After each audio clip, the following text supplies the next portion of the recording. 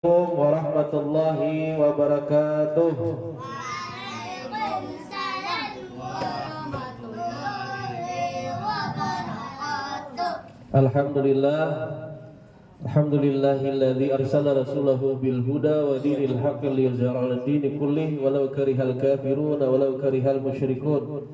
Alhamdulillah, tak henti-hentinya kita mengucapkan rasa syukur kepada Allah Subhanahu wa taala yang mana dengan nikmat karunia limpahan kasih sayangnya kita bisa sampai hari ini bernapas, hidup, diberikan kesehatan, diberikan nikmatnya silaturahim, nikmat untuk bertalabul ilmi, belajar membaca Al-Qur'an. Semoga kita yang hadir seberdataan di sini senantiasa diberikan istiqomah di dalam jalan Islam hingga akhir hayat kita, dan mudah-mudahan kita seberataan diberikan kesehatan, keafiatan, kemurahan rezeki, anak-anak semuanya dijadikan anak yang soleh dan solehah, dan mudah-mudahan seberataan kita mendapat syafaat Rasulullah dan kita tak kumpulan seberataan kena di surganya Allah. Amin amin ya rabbal alamin. Salawat serta salam tak lupa kita haturkan kepada junjungan kita Nabi besar Nabi Muhammad sallallahu alaihi wasallam. Allahumma shalli wa sallim alaihi. Kepada para sahabat, para ahlu bait, para habaib, para tabi'in, para orang-orang yang mengikut jejak langkah Rasulullah hingga yaumil kiamah. Pada para ulama, ya, para syuhada wa sholihin, para jamaah rahimakumullah, majelis zikir tahfiz nazar cendekia ilong yang dirahmati oleh Allah Subhanahu wa taala. Terima kasih kita bisa berhadir walaupun masih belum sabarataan, belum kawa mengabulkan hajat. Mungkin kena sambil tetap kita ingatkan dan sana kita yang lain, karena diadakannya tahfiz pengajian seperti ini supaya kita wali santri ini bisa bahasanya itu seirama lawan niat kami membantu mendidikkan anak pian. Nah, jadi bila pian hadir ini bukan sekedar untuk diri pian, tapi sebenarnya untuk anak pian juga manfaatnya. Jadi bukan maulah kami sekedar supaya pian senang aja kada, tapi ini murni insya Allah ilmu-ilmu yang kita sama-sama belajar di sini untuk keberkahan dalam cara salah satunya mendidik. Di dua kali majelis yang lalu, kan majelis 2 pekan yang lalu itu milad, selajur kita membahas masalah Asyura. Nah, sebelumnya kita sudah membahas tentang cara mendidik anak, dan menurut Ali bin Abi Thalib ada 3. Nah, ingat terus nih Pian. Ada fase 0 sampai 7 tahun, jadikan anak sebagai raja. Makanya latih-latih bila umurnya masih 7 tahun tuh biarkan aja dulu. Karena ini memang fase bermain. Umur 8 sampai 12 tahun jadikan ini tawanan. Nah, ini yang harus diubah polanya. Jangan disamakan. Nah, umur 8 sampai 12 tahun. Nah, ada nama di Ustaz udah. Umur 8 sampai 12 itu jadikan tawanan. Pian berhak menyariki, pian berhak menanggur, pian berhak menegasi, dan pian berhak mengolahnya tetangis. Kenapa? Karena di situ fase, kalau kata Rasulullah, suruh sudah anak pian sembahyang, bila kada sembahyang dipukul, jelas. Suruh inya berpisah guring lawan dan sadaknya, lawan pian kada boleh lagi guring juga. Karena fase ini menjarang akil balik sudah. Dan ingat, dijadikan tawanan. Tawanan itu berarti pian yang mengatur, jangan inya yang mengatur pian. Ingat ini. Bila pian terus menjadikan inya raja, apa nang inya hendaki pian ada akan terus siap-siap pian. Bila inya mulai ganal, inya bisa meruncah-runcah, maka hendak bisa besasarik lawan pian. Ingat, umur 8 sampai 12 tahun. Umur 13 tahun sampai umur 21 tahun jadikan anak pian sebagai sahabat, teman, partner. Kadang lagi pian mengekang ia sudah bisi kawan. Dan cintanya anak ini bila sudah umur di atas 12 tahun itu inya lebih banyak cintanya itu, perhatiannya itu ke sesama kakawanan. Makanya pian kada kawa lagi mau koi anak di atas umur 12 tahun, sayang mama kada kawa. Inya disuruh diantar di sekolahan kan kada mau. Kudu digantar lagi ulunnya. Tapi kalau umur 7 tahun, 8 tahun, 6 tahun masih mencari mama. Nih ingat ya pian. Nah jadi bila pian hari ini ada berapa ikung anak mulai rubah polanya. Nah, para jamaah rahimakumullah, ini ulun mengambil pelajaran beberapa waktu yang lalu di Banjarmasin ada kakanakan kelas 1 SMA dan SMA unggulan mencucuk dan kawannya seorang pakai lading di dalam kelas SMA 7. SMA 7 itu SMA unggulan dan inya mencucuk dan itu ada di kamera. Di dalam CCTV itu kelihatan. Coba bayangkan cuk, dicocoknya inya datang mulai luar cuk, nauzubillah min dzalik. Kenapa? Alasannya karena dibully. Karena terus dibully oleh kawanannya. Tapi ada alasan lain, ternyata inya ketujuh melihat di YouTube wibu itu apa buat Jepang. Nah, jadi ibu-ibu seumuran kakanakan sekarang dengan media informasi HP dan lain-lain pertemanan itu akhirnya tindak kekerasan sangat mungkin terjadi dan pelecehan sangat mungkin terjadi. Pedofilia berkeliaran. Makanya minta maaf ulun kada terlalu mencari ustad. Bukan ulun kada yakin lawan ustad. Tapi kakanakan ini ketujuh manja. Bibinian itu bisa basuh-asuh, minta maaf lah lawan ustad. Ini yang bahaya. Kita ini sekarang kada sadar bahwa di sekitar kita itu luar biasa. TikTok kada kawa kada, pian paksa juga muka anak paksa yang melihat jujur lah. Hendak maampihi kada kawa kita. Soalnya kita perlu juga HP ini gasan penjualan, gasan bahasanya itu pertemanan atau gasan dakwah. Jadi HP ini hukumnya mubah, tapi bisa jadi haram, bisa jadi pahala bisi HP. Nah, dan banyak kejadian ternyata di masa-masa di dalam fakta remaja ada yang tadi wani mencocok kawan nih usianya masih kelas 1 SMA itu berapa ya? 15 lah, 16 tahun. Nah, kemudian nih di sini ada fakta menusukkan pisau ke leher temannya sampai tewas. Ini SMA. Kemudian ada lagi 14 tahun siswi SMP diperkosa, dibunuh secara keji. Nah, kemudian nang memperkosa juga orang tua, nang memperkosa kakanakan ya, nauzubillah. Ternyata pola pendidikan di Indonesia ini kurang sesuai sunnah. Kalau di dalam aturan Islam, hakikatnya lalakian tuh kalau sudah umur 15 tahun itu sudah inya kada diperlakukan lagi sebagai anak-anak atau remaja. Kalau usia 15 tahun hakikatnya lalakian itu sudah balik dan dewasa. Makanya ada sahabat-sahabat Nabi, Abdullah bin Umar berkisah ia baru diizinkan perang oleh Rasulullah setelah 15 tahun.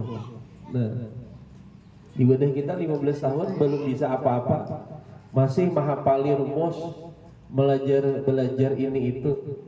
Kalau di luar, ya, kalau di zaman Nabi, Umur 15 tahun sudah disuruh 4 latihan perang. Ada di antaranya yang sudah jadi Usama bin Zaid panglima perang, Ali bin Abi Thalib 18 tahun. Ya. Kemudian banyak tokoh-tokoh, ya, termasuk Muhammad Al-Fatih. Muhammad Al-Fatih itu sudah hafal Al-Quran sejak umur 7 tahun, 15 tahun sudah mulai dididik secara serius oleh orang tuanya. Umur 21 tahun sudah menaklukkan kota Konstantinopel atau yang disambat orang Turki Utsmani. Coba pian bayangkan, banyak di antara kita umur-umur seitu, umur 15 itu masih meminta duit lawan duitan. Padahal Rasulullah diajari oleh sejarah kehidupan beliau, umur 12 tahun Rasulullah sudah disuruh berniaga, berjualan. Umur 9 tahun Rasulullah sudah disuruh menggembalakan kambing. Umur 15 tahun sampai umur 25 tahun Rasulullah sudah sering melakukan perniagaan ke negeri Syam. Dan akhirnya di situ salah satunya bertemu dengan pendeta Buhairah yang mengatakan bahwa ada tanda-tanda kenabian di diri Rasulullah. Jadi kita hari ini agak salah mengikuti pola pendidikan yang ada di negeri kita. Pokoknya sampai tamat SMA semuaan harus belajaran aja dulu.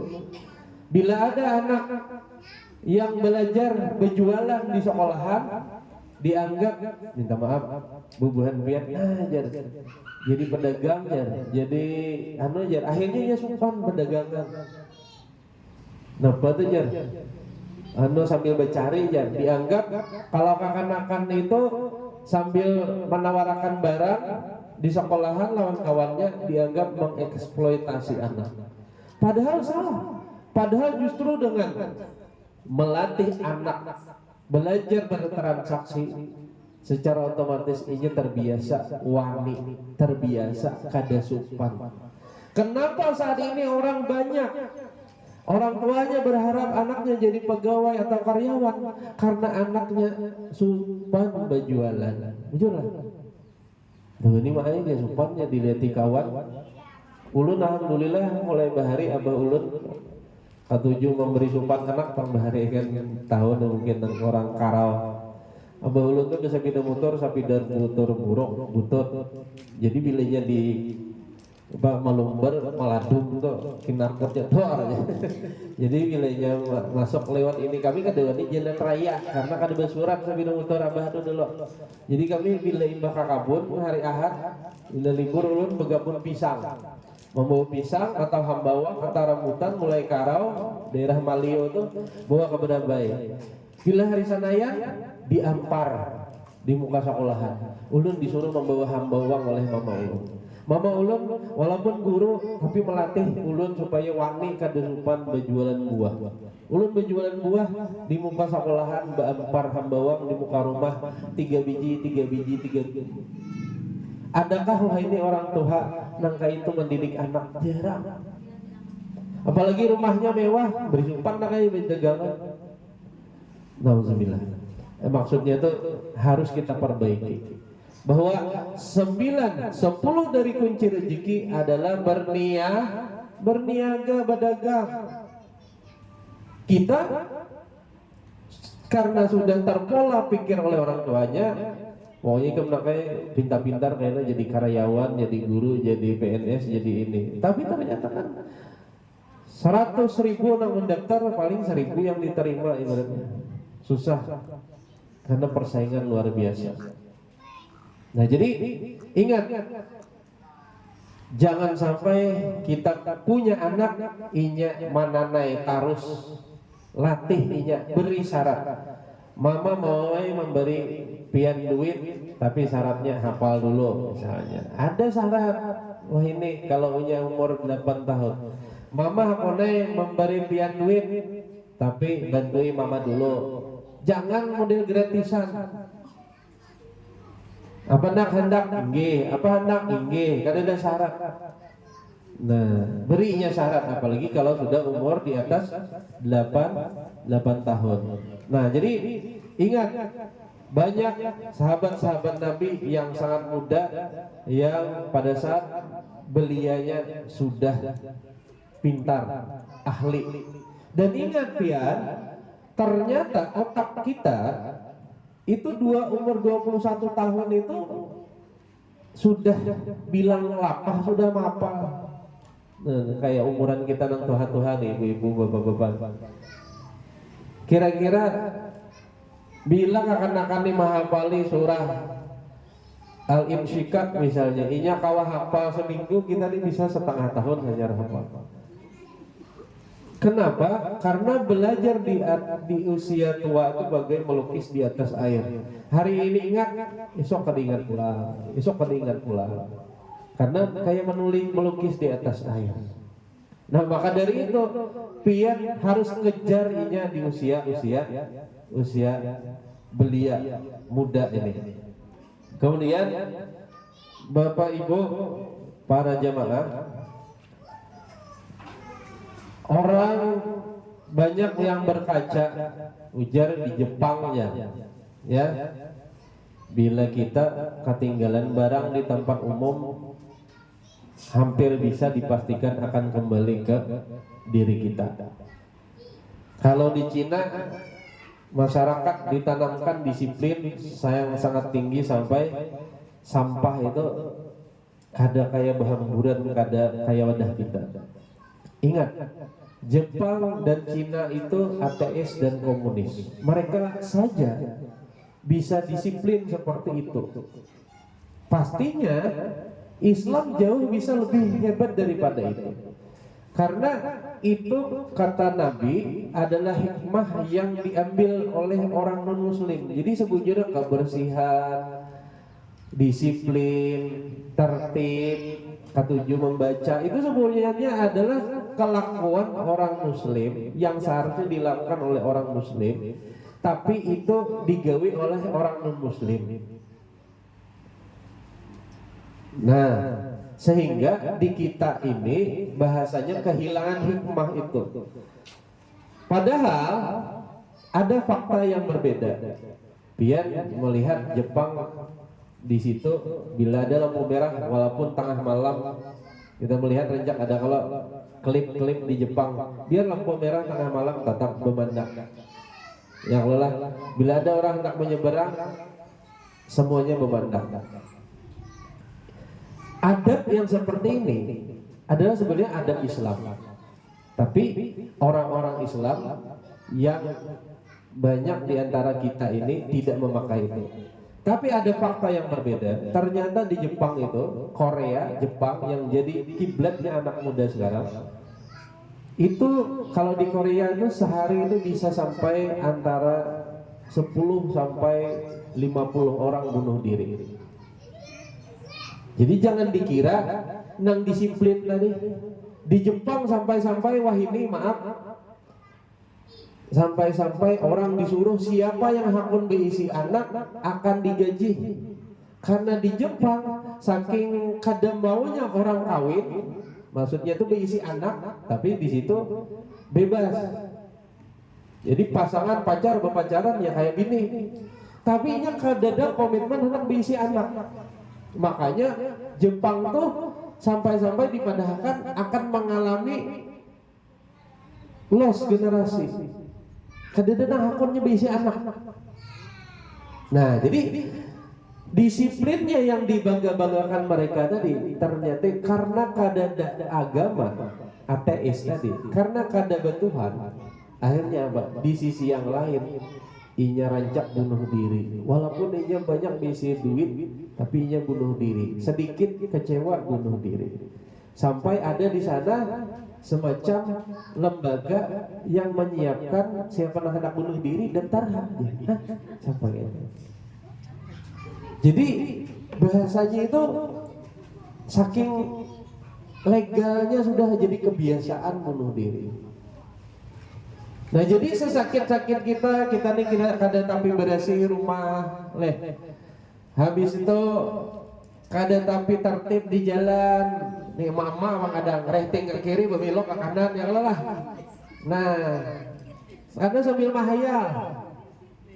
Tapi sesakit-sakit kita di sini, pun maaf, kita kada ada berpikir hendak bunuh diri.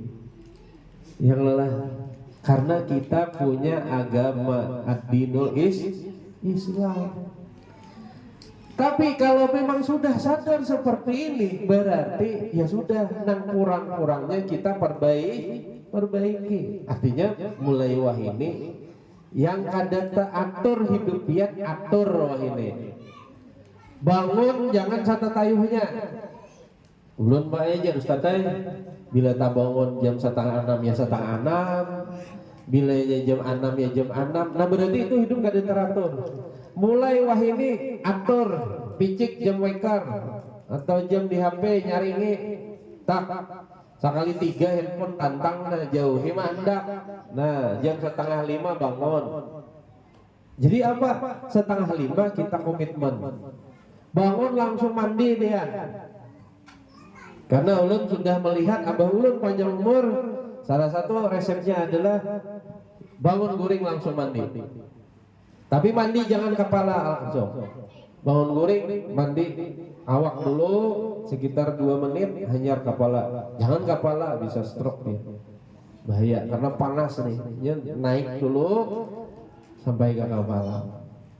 Bangun guring, minum baju putih. Jangan molah baju teh dulu. Minum baju putih hangat. Karena itu mendetok. Setelah semalaman awak kita didetok, minum baju putih langsung keluar. Nah itu.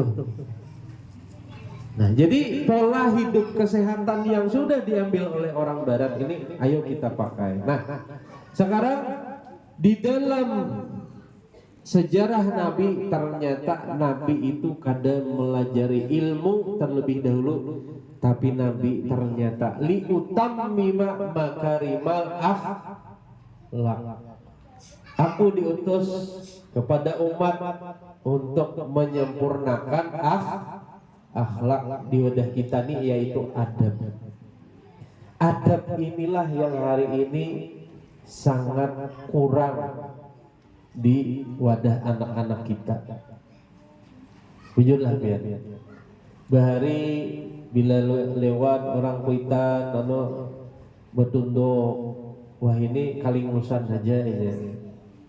Kalau inya umurnya di bawah 7 tahun kita maklum. Tapi kalau umurnya sudah di atas 12 tahun kalingusan masih, berarti adabnya kada diajarkan oleh kuitannya. Jadi ingat Bu, Pak, bukan sekolahan yang menjadikan mengajari adab. Umum madrasatul ula, mamanya adalah sekolah pertama bagi anak. Jadi pian jangan menyalahkan sekolahan. Mamanya sebujurnya yang menjadi sekolah pertama untuk anak.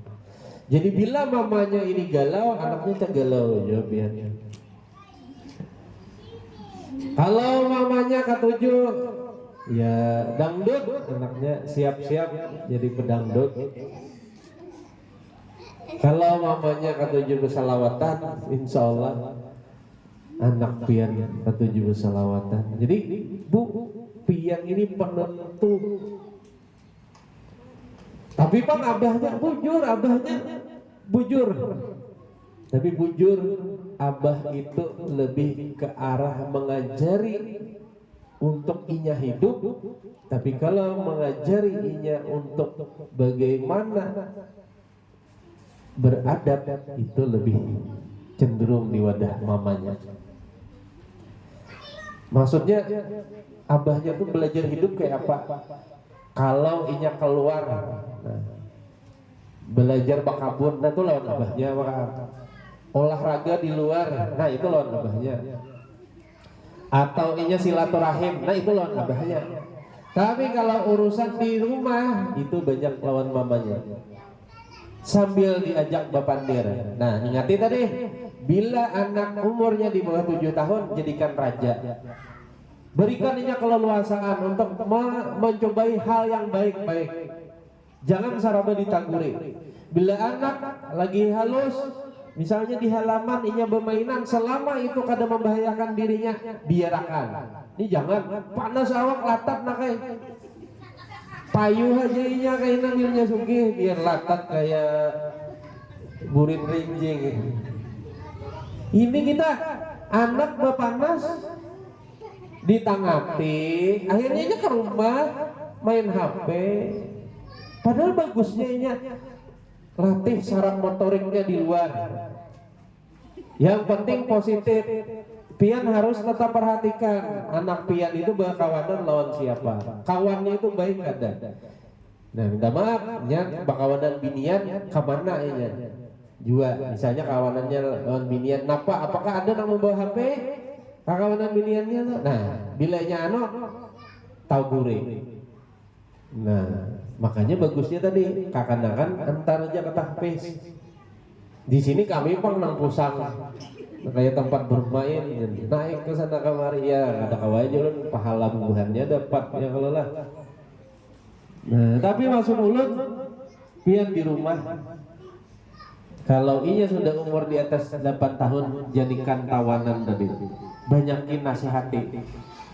Dan kita tegasi dan kita jangan sampai berbohong. Maksudnya berbohong kayak apa? Contoh, pian misalnya hendak tulak ke arisan. Nah, 5 menit lagi. Pian hendak tulak ke arisan. Pian bapadah mama satu empat aja kamu kak. Nah, ini yang sering mengelabui anak. Mama satu mata aja nak kayak kamu kak. Satu mata, ya paling satu tempat pian anu duduk dulu di sini. Pas kamu kak mamanya nyaran naik di sini ditungguinya no jadinya distaiku lalak jarinya berarti aku nih boleh berbohong juga nih. Nah jadi sebujurnya kita berpadah nangka itu inyaran naik hakikatnya sebenarnya melatih inya berbohong lebih baik inya.